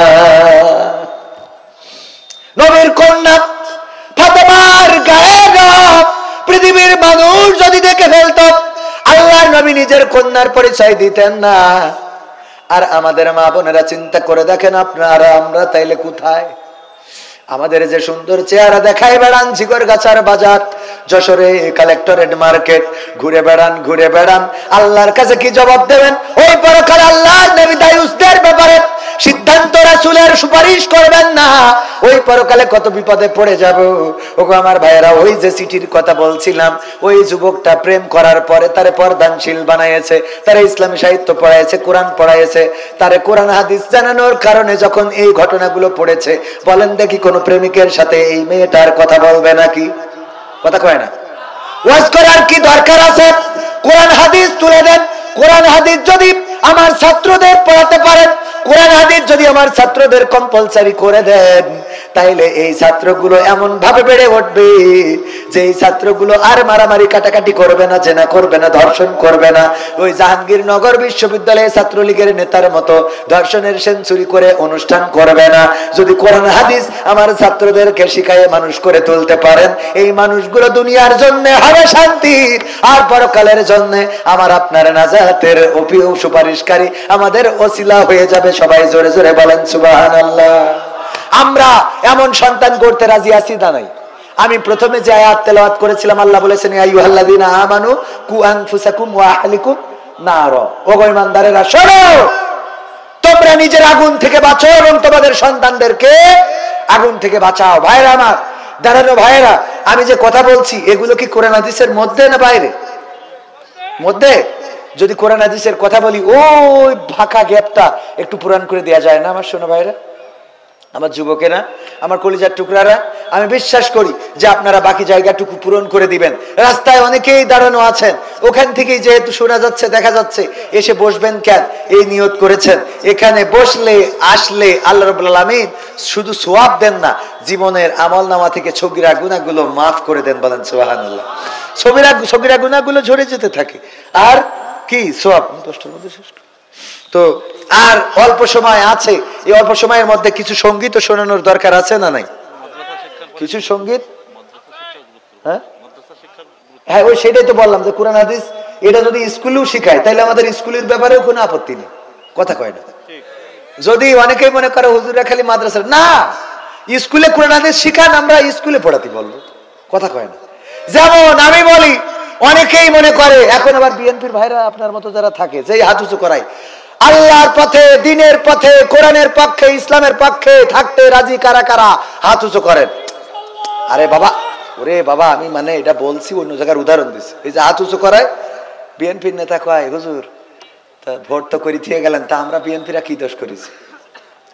মানে আমরা ইসলামের পক্ষে তুলে দিয়ে গেলি, মনে করে জামাত ইসলামের পক্ষে তুলে দিয়ে গেলি। কথা কয় না? এই কি মনে করে জামাত ইসলামের পক্ষে? আমি ক্লিয়ার করে দিয়ে বলছি, এই বাংলাদেশে যদি আওয়ামী লীগও আল্লাহর জমিনে আল্লাহর কোরআন কায়েম করতে চায়, সেই আওয়ামী লীগ করতে আমাদের কোনো আপত্তি নাই। সেদিন একজন বলছে, তাই বলি আওয়ামী লীগ দিয়ে করাবো না। আমি বলছি, শেখ হাসিনাও যদি কোরআন কায়েম করে দিতে চায়, তার এই দেশে আনতে কোনো আপত্তি নাই। বলছে ও কোরআন কায়েম করলে ওদের নেবো না। মানে ওর এত রাগ, বলছে ওদের নেবো না। বলছে আপনি ওর বাদে ঠিক অন্য কথা কন। মানে এত রাগ ওর। আমাদের মসজিদের সাবেক ইমামের মতো, সাবেক ইমামের আমি বলছি, আল্লাহ যদি চায় শেখ হাসিনারও আল্লাহ ক্ষমা করি জান্নাত দিতে পারে। তা বলছে আল্লাহ তো তোর মতো পাগল হয়ে গেছে। বললাম কে? তা বলছে পাগল হয়ে গেছে না, আল্লাহ শেখ হাসিনারও ক্ষমা করবে, এটা মানতে হবে। আমি বললাম আল্লাহ সালি ফেরাউনেরও ক্ষমা করতে পারে। তা বলছে আমরা রয়েছি কি করতে? কেন? তা বলছে আমরা ওখানটাই নিয়ে ধরবো।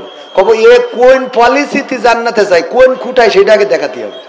ও যদি জান্নাতে যায়, তা ওই জান্নাতে আমরা যাবো না। মানে এত রাগ। আসলে আল্লাহ যদি চান ক্ষমা করে দিতে পারে না? পারে না?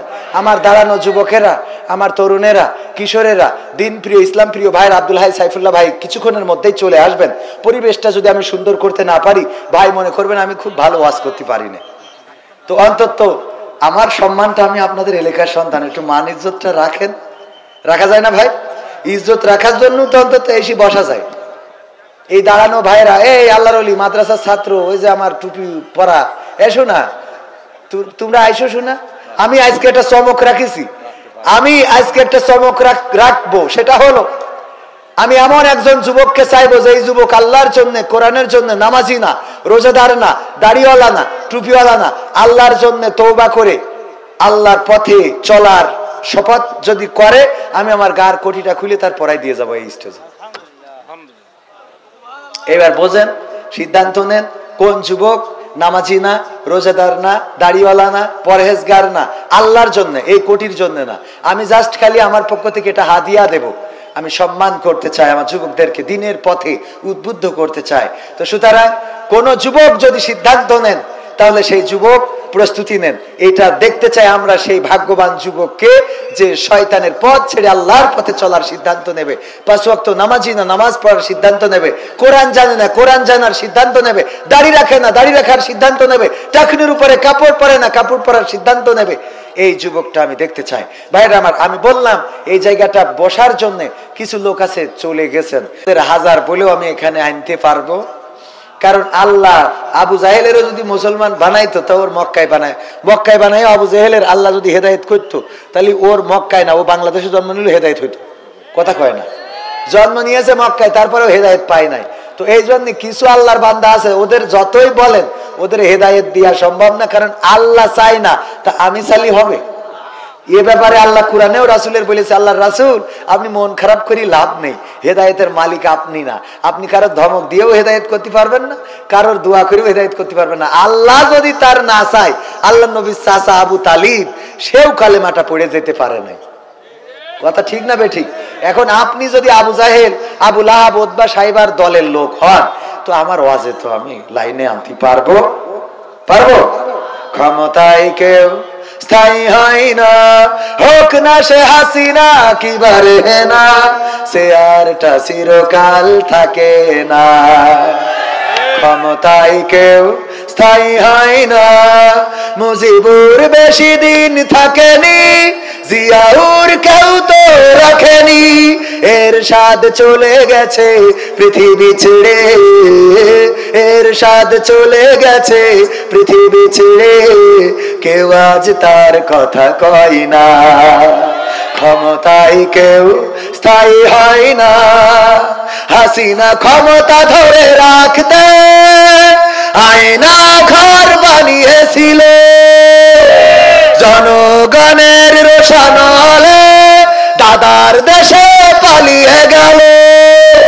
হাসিনা ক্ষমতা ধরে রাখতে আয়না ঘর বানিয়েছিল, জনগণের রোশানলে দাদার দেশে পালিয়ে গেল। ডিবি হারুনের পাশে আর, ডিবি হারুনের পাশে আর পরিমণিদের দেখা যায় না। ঠিক না বেঠে? ক্ষমতায় কেউ স্থায়ী হয় না, হোক না সে হাসিনা কি বারে না, সে আরটা চিরকাল থাকে না। ঠিক না বেঠে? থাকে। সম্মানিত ভাইয়েরা, গানটা গেয়েছি রাজনীতি নিয়ে নয়, বরং একটা বিষয় বোঝানোর জন্য গেয়েছি। সেটা হলো শেখ হাসিনা দেশ থেকে যাওয়ার পরে আওয়ামী লীগের অফিসে আগুন দিয়েছে না দেয় নাই? নৌকা ভেঙেছে না ভাঙে নাই? মূর্তি ভাস্কর্য ভেঙেছে না ভাঙে নাই? বঙ্গবন্ধুর যত মূর্তি ছিল রেখেছে একটা? আওয়ামী লীগের কার্যালয়, এমনকি বঙ্গবন্ধুর স্মৃতি বিজড়িত শেখ রাসেল, শেখ জামাল, শেখ কামাল, শেখ হাসিনা, শেখ রেহেনা, শেখ ফজিলাতুন্নেসা, বঙ্গবন্ধু শেখ মুজিবুর রহমান, তার স্মৃতি বিজড়িত ধানমন্ডির বাড়িটাও ভেঙে ফেলেছে। ঠিক না বে ঠিক? একটা জায়গায় হাত দেয় নাই। বলেন তো কোন জায়গা? হ্যাঁ, কবরস্থান। তো বিএনপিও করে না। মডেল মসজিদ, মডেল মসজিদ কেউ ভাঙে নাই। বুঝলেন? কথা কয় না। মডেল মসজিদের দিকে তাকালে কিন্তু শেখ হাসিনার কথা মনে হয়। যাই বলেন তাই বলেন, আপনার খারাপ লাগলো, আমি সত্যি কথা বলছি। মনে হয় না যে এই মসজিদটা তার হাতে হয়েছে, যেভাবে হোক হয়েছে, আলহামদুলিল্লাহ। কথা কয় না। এই মসজিদ কি ভেঙেছে? মসজিদ ধরেন ধানমন্ডি ভেঙে ফেলিয়েছে, ভাষণ দেশ, তাই এরপরে বলিছে যদি আবার ভাষণ দেয় তাহলে আরো ভাঙবে। কিন্তু এই মসজিদে কেউ হাত দিতে পারবে? তাহলে শেখ হাসিনা 16 বছরে কিছু করুক আর না করুক, মসজিদটা করে গেছে সেই কাজটার জন্য। অন্তত এই মসজিদগুলো যতদিন আছে ততদিন গুনাহ যাই হোক, অন্তত ওই মসজিদে নামাজ পড়লে কিছু সওয়াব তো পাবে। কথা কয় না। কুরআন হাদিস যদি সত্য হয়, কেউ যদি বলে যে না পাবে না, এই সওয়াব কাজে লাগুক আর না লাগুক পরের কথা, কিন্তু পাবে এটা নিশ্চিত। কথা কয় না, সে সওয়াব পাবে। শেখ হাসিনা কেন, ও যদি ফেরাউনও হয়, ভালো কাজের জন্য আল্লাহ তার সওয়াব দেবে। হতে পারে খারাপ কাজ আরো বেশি হয়ে গেছে, সে জাহান্নামে চলে গেছে। কথা কয় না। কিন্তু ভালো কাজের কোরআন যদি সত্য হয়, হাদিস যদি সত্য হয়, ভালো কাজ যে করবে, আল্লাহ বলেছেন যে আমি কারো আমল নষ্ট করি না। হুজুরা বলেন আল্লাহর কথা সত্য বলছি না মিথ্যা বলছি? হুজুরা বলেন আল্লাহ কারো নেক আমল বিনষ্ট করে? করে না, আবার বদ আমলেরও প্রাপ্য শাস্তি আল্লাহ বুঝে দেবে, কারণ আল্লাহ কাহার, আল্লাহ কারে বুঝে দিতে অসুবিধা নেই, তিনি খালেক, তিনি মালিক, সুতরাং তিনি বুঝে দেবেন। তো এই মসজিদের কথা কেন বললাম? আজকের মাহফিলটা একটা মসজিদের উন্নয়নের জন্য। আমার জীবনে অনেক খারাপ কাজ থাকতে পারে, আমার জীবনে অনেক অন্যায় থাকতে পারে, আমার জীবনে সিনেমা, মদ, গাঁজা, ফেন্সিডিল, পরকিয়া, অন্যের বোর সাথে বেড়া ভাঙা সব থাকতে পারে। এর পাশাপাশি কিছু ভালো কাজ যদি থাকে, খারাপ কিছু হয়, এই মসজিদের জন্য আমি আপনাদের কাছে হাত বাড়াবো। এরপরে আমি ওবায়দুল কাদের কাকা কেন দেশে নাই, কোথায় গেল, এই নিয়ে একটা গান গাবো, তারপর চলে যাবো। আমার প্রথম থেকেই কথা ছিল রাজনীতি নিয়ে আমার কোনো বক্তব্য নেই, এখনো নেই। কথা ঠিক আছে তো বাজার? আমার কথা হলো বাস্তবতার নিরিখে মানুষের জন্য যেটা করলাম সেটা আমার বলতে হবে, ঠিক আছে তো? শুনে তাহলে এখন আমি ব্যক্তিগতভাবে আল্লাহর ঘরের জন্য আমার সফরসঙ্গী রকি হোসেন, এখন আমি না দিয়ে শুরু করতে চাই না। কেন? আল্লাহ বলেছেন ইয়া আইয়ুহাল্লাযীনা আমানু লিমা তাকুলুনা মা লা তাফআলুন, ও ঈমানদারেরা এমন কথা বললে না যা কাজে করো না। তো আমি কাজে দিয়ে শুরু করলাম। এখন আমি মনে করেন বক্তা না দিলেও তো আমি শর্টকাট রাস্তা আমাকে জানা আছে না? হ্যাঁ, আলেমরা তো হুজুররা সব শর্টকাট রাস্তা জানে। ওরা ওয়াজ করি বেড়ায় যে মাহফিলে এসে বসে শুনবা, একটা আলেমও দেখা যায় না যে ঠিক মতো শুনছে, হয় বাদাম খেয়ে বেড়াচ্ছে না কাঠি করে বেড়াচ্ছে। দুই একটা পাওয়া যায়, আলহামদুলিল্লাহ আছে দুই একটা। রাস্তাতে কি করবো, ওকে ডাকিস তা আসছে না তো ভাই। আমি বললাম যে আমার যুবকেরা, ও শোনা রাস্তার ভাইরা, এই মাহফিলে কি আসা যায় না? শোনা আব্দুল হাই সাইফুল্লাহ ভাই চলে আসবেন, ওই ফাঁকা জায়গাটুকু পূরণ করে দিলি আমার মনে হচ্ছে যে এই জায়গাটা সুন্দর হয়ে যেত। আমার ভাইয়েরা, যুবকেরা, তরুণেরা একটুখানি আপনাদের আসার জন্য অনুরোধ করছি।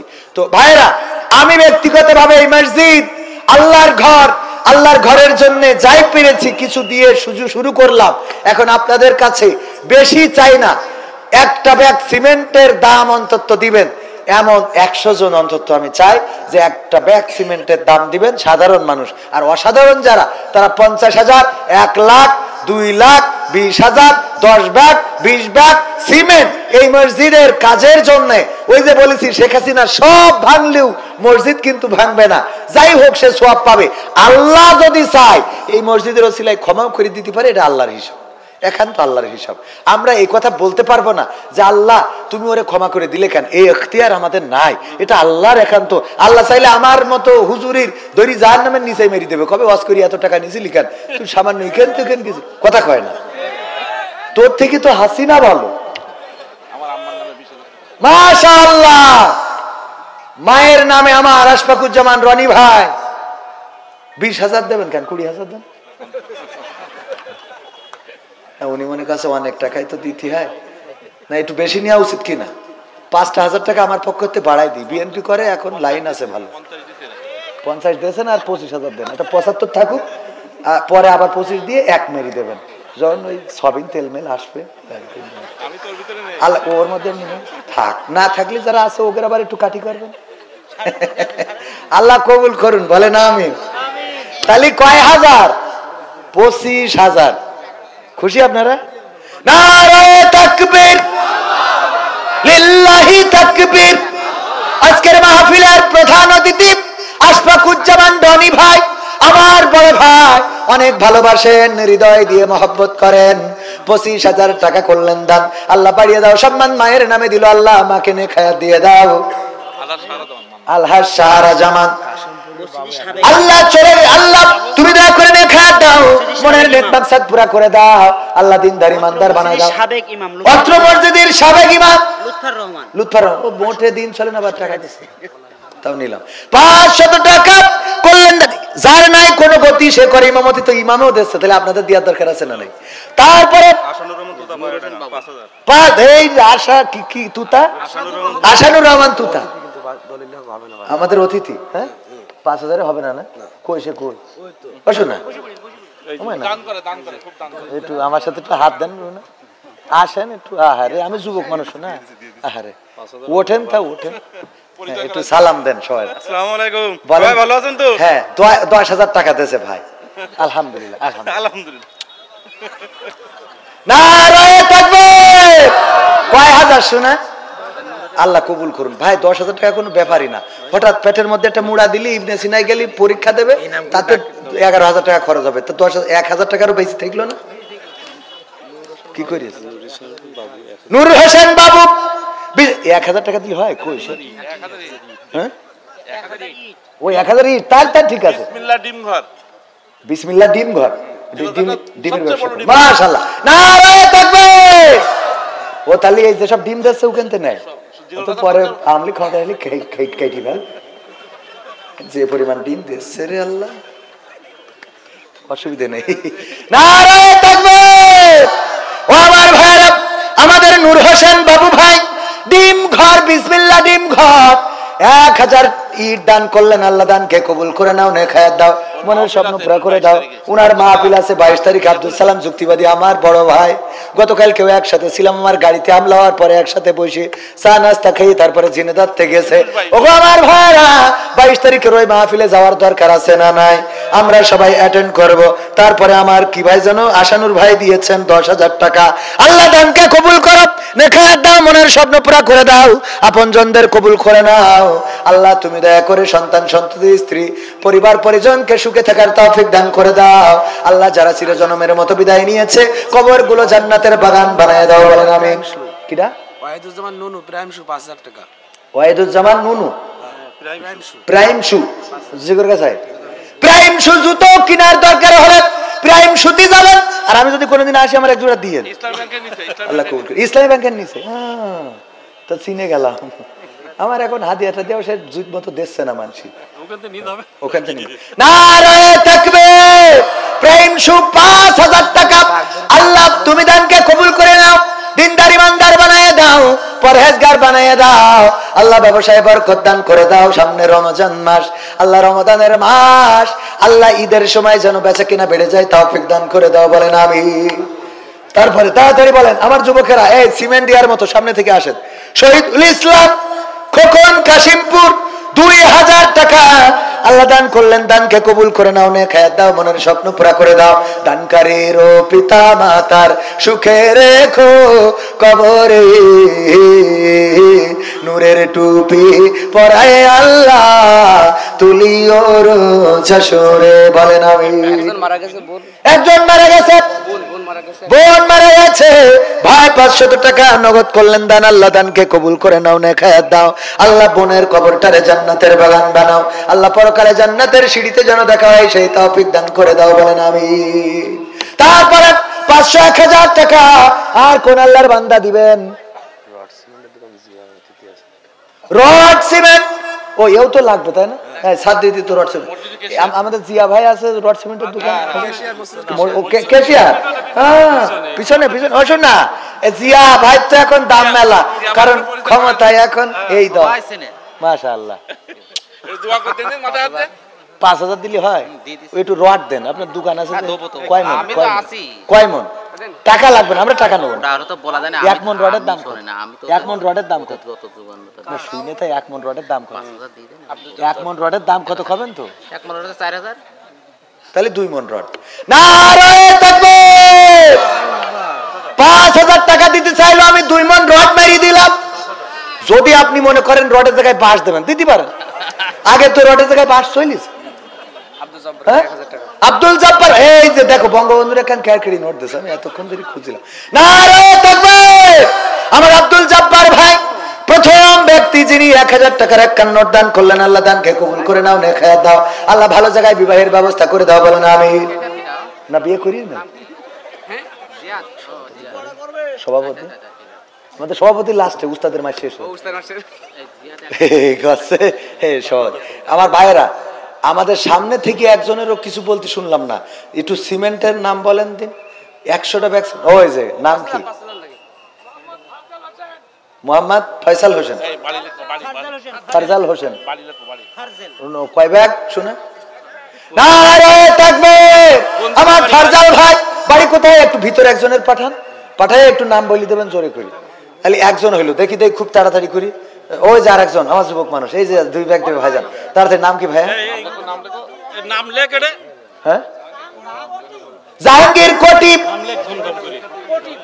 পটি জাহাঙ্গীর পটি পটি মারে ও গিরাম পটি আচ্ছা ভালো ভালো ভালো আমার জাহাঙ্গীর পটি ভাই এক ব্যাগ সিমেন্ট আর আমার ভাইজানের নাম কি না এই যে একটা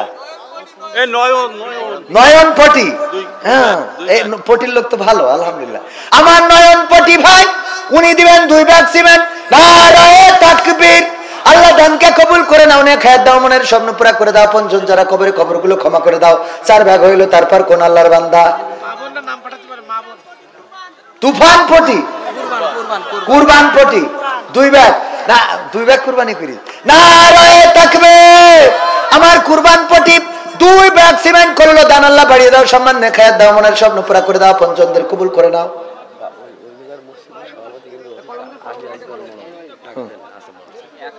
আমার ভাইরা তারপরে কোন আল্লাহর বান্দা আছেন একটু হাত উঁচু করেন ওই যে আরেকজন আমার চাচা জান নাম কি শুনে ওবায়দুল কাদের 500 টাকা আমিনুর আমিনুর ভাই 500 টাকা নারায়ে তাকবীর আমিনুর ভাই 500 টাকা দানকে কবুল যাই ওখানে যাই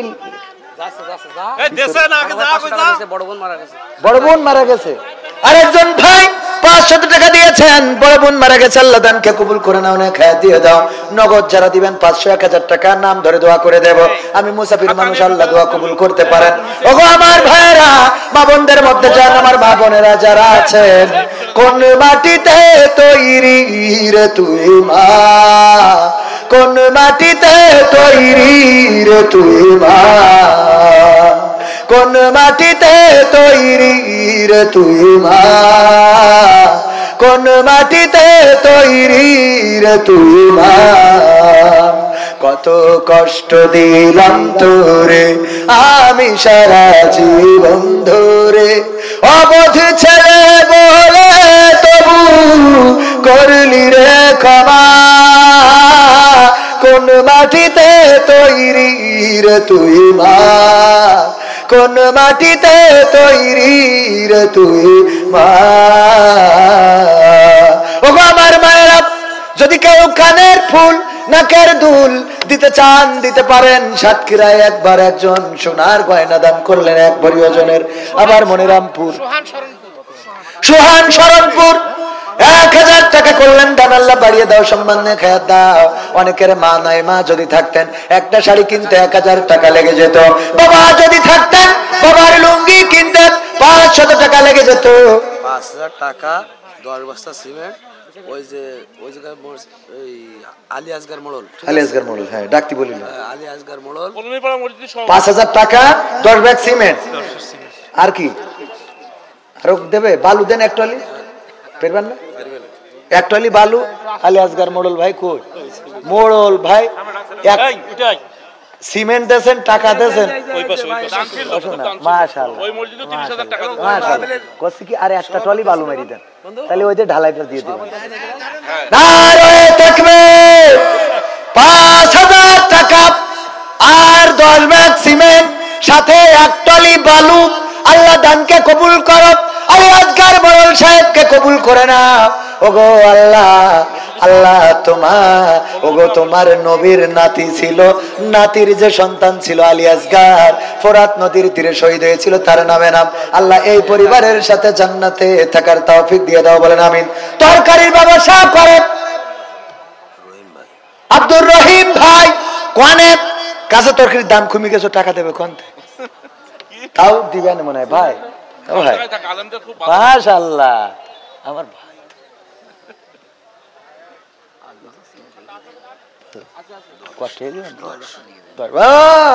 দেখো দেখো আমি বললাম সাপও দিনি আগে বললো 5 বস্তা পরে আবার কয় 10 বস্তা নারায়ে তাকবীর আমার আব্দুর রহিম ভাই 10 ব্যাগ সিমেন্ট করবেন দান আল্লাহ বাড়িয়ে দাও সম্মান নে খায়াত দিয়ে দাও মনের স্বপ্ন পুরা করে দাও পঞ্চজনদের কবুল করি না এই কাছে গেলি বাড়ছে দূরে গেলি নেছে না কেন একদম আমার ভাইজানের দানকে কবুল করে নাও মনের নেক মাকসাদ পুরা করে দাও পঞ্চজনদের কবুল করে নাও যারা কবরে আল্লাহ কবরগুলো ক্ষমা করে দাও জিহাদ ভাই 1000 টাকা আল্লাহ দানকে কবুল করো আল্লাহ দিনদার ইমানদার বানায় দাও মহিলা প্যান্ডেলে আমার মা বোনদের মধ্যে আবেদা জাবেদা সবেদা হাসিনা খালেদা রেহেনা কনে রে। একটু নামটা লিখে দেন মা বোনেরা, আর কিছু টাকা পয়সা দান করে দেন, আমরা দোয়া করে দেব আল্লাহ যেন কবুল করে। প্যাকেট নিয়ে বাইরে আমার অনেকেই উঠছেন না, এখন পকেটে হাত লাগান, যা আছে পকেটে দিয়ে দেবেন। প্যাকেটে বিড়ি সিগারেট থাকলেও দিলে কোনো আপত্তি নাই, আমরা বিক্রি করে নেব। প্যাকেট নিয়ে যান তিনি অনেকেই। আর নগদ যারা দেবেন আমার হাতে এসে 500 1000 মুহিবুল্লাহ 1000, আমার শাহরাজ ভাই আসেনি, শাহরাজ ভাই 8 দিন থেকে সামিয়ানা টাকায় যে টাকা ইনকাম করে থেকে কিছু দেবে না, এই ভিতরে পকেটে হ্যাঁ মাশাআল্লাহ। শাহরাজ ভাই কয় হাজার, সুরমিতা সাউন্ড অনেক কয় হাজার, 5000, তো ও তো ভাড়ার টাকা সব এখানে থুয়ে চলে যাচ্ছে। আমার বোনাই দিন ইসলাম, উনি তো নিজেই দিন ইসলাম, টাকা দেবে কি দুলা ভাই? নিজেই তো দিন ইসলাম, আপনার তো দেয়া লাগে না, আমরা আরো উল্টো ইসলামে দেওয়ার দরকার। ও আমার ভাইরা, এই নগদ 500 1000 2000 দেওয়ার মতো আর কেউ নেই। সিমেন্ট মাত্র কয় ব্যাগ উঠেছে? এই কয় ব্যাগ হয়েছে মোট সিমেন্ট এখানে? এখানে আর মাত্র কয়েকজন হাত তুলেছে। 1 ব্যাগ করে সিমেন্ট অন্তত আল্লাহর ঘরের জন্য হয়েছে, একটু ওয়াদা করা যায় না ভাই? একটু হাত তোলেন দিন সামনে থেকে, সিমেন্ট আর 2 একজন। আচ্ছা 10 জন হাত তোলেন, মাত্র 10 জন, আর 10 জন নতুন করে দেখি কোন আল্লাহর বান্দা 10 জন, 10 জন, একজনে 10 ব্যাগ 5 ব্যাগ এরকম দেন। মহিলাদের ওখানে খাতা নিয়ে গেছে আমার মা বোনেরা, আপনারা যা দেবেন ওই খাতায় লিখে দেন। এই খাতায় কয়টা নাম লিখেছে দেখি, মোবাইল নাম্বারও নিয়েন। আবেদা জবেদা সবেদা হাসিনা খালেদা রেহেনা যে যা পারেন। ও ভাইরা 10 জন লোক পাওয়া যাবে না, 10টা ব্যাগ সিমেন্ট দেবেন যারা দেননি এখন আমার যুবকেরা। 10টা ব্যাগ সিমেন্ট আপনাদের কাছে চাইলাম, ডানে বামে এত অতিথি, 10 ব্যাগ সিমেন্ট দেওয়ার মতো আমাদের চেয়ারে বসা পার্টিতে বসা নেই। কামারুল মিয়া ভাই 1 ব্যাগ সিমেন্ট, আল্লাহ দানকে কবুল করো, খেয়ে দাও, মনের স্বপ্ন পুরা করে দাও। ইট দেওয়ার মতো আর কেউ আছেন নাকি? মাত্র 1000 ইট উঠেছে। ওগো আমার ভাইরা, ইট বালু রড সিমেন্ট এই যেভাবে ধরছি তা আমার ভাইজানেরা, আল্লাহ আমি এত বড় উদাহরণ জীবনে দিইনি। শেখ হাসিনার উদাহরণ নাকি শেখ হাসিনার উদাহরণ দিয়ে ভুল করলাম কোনটা? 10টা ব্যাগ সিমেন্ট। অতিথি মনিরুজ্জামান ভাই কোথায়? সাবেক মেম্বার। ও মাশাআল্লাহ, আপনি সাবেক কেন? এখন রানিং হইতে হবে তো, এখন তো লাইন ঘুরিয়ে গেছে। একটু ভোট করে দিই, বলেন একটু ভোট করে দিই। আমি আপনাদের নেতা না, হ্যাঁ আমি ভোট করার জন্য আইছি। বলেন একটু বলেন। 5000 টাকা সে তো দিয়েছেন, কখন দিয়েছেন? সে তো পুরাই গেছে, নতুন করে আর 5000 টাকা। নারায়ে তাকবীর। আমাদের মেম্বার নাম কি জানো? মনির ভাই, সাবেক মেম্বার, আবার দাঁড়াবেন। মার্কা কি? কলস মোরক যাই হোক, মার্কা দেখার দরকার নাই। মনির ভাইয়ের ছবি যখন পোস্টারে, তখন অমনি ভোট দেওয়ার দরকার আছে না নাই? কয় হাজার টাকা দিলেন? 5000 টাকা। আল্লাহ দানকে কবুল করে নাও, নেখায়াত দাও, মনের স্বপ্ন পুরা করে দাও, পঞ্চমদের কবুল করে নাও। আল্লাহ তুমি দিনদার ইমানদার বানিয়ে দাও। যারা চিরজনমের মতো বিদায় নিয়েছে, কবরগুলো জান্নাতের বাগান বানিয়ে দাও, বলেন আমিন। তারপরে কোন আল্লাহর বান্দা আছেন? ও আমার ভাইরা, 10 জন চেয়েছিলাম সামনে থেকে 10টা ব্যাগ সিমেন্ট দিবেন, আমার 10 জন মানুষ পাইলাম না। কেমন এই জায়গায় আসলাম? আব্দুল মালিক ভাই চন্দ্রপুর প্রথম 500 টাকা, পরে আবার 600 টাকা, মোট 1170 টাকা দিয়েছে। 2 ব্যাগ সিমেন্ট দিয়েছে। আল্লাহ দানকে কবুল করো। আজিজ শাহ ব্যবসায়ী 5000 টাকা, 5000। নারায়ে তাকবীর। 5000 টাকা করলেন দান। আল্লাহ বাড়িয়ে দাও, সম্মান নেখায়াত দিয়ে দাও, সার ব্যবসায় বরকত দান করে দাও। শফিক ভাই সাদত মেম্বার, সাবেক মেম্বার, ও সাবেক মেম্বার 5000। শফিক ভাই সাবেক মেম্বার, তো 2টা মেম্বার শফিয়ার, তো 2টা মেম্বারের একসাথে ভোট করে সব সাবেক, 2টাই দাঁড়ালে 2টারই ভোট দেবেন। আল্লাহ কবুল করুন। আমার শফিয়ার ভাই সাবেক মেম্বার, আল্লাহ 5000 টাকা করলেন দান, বাড়িয়ে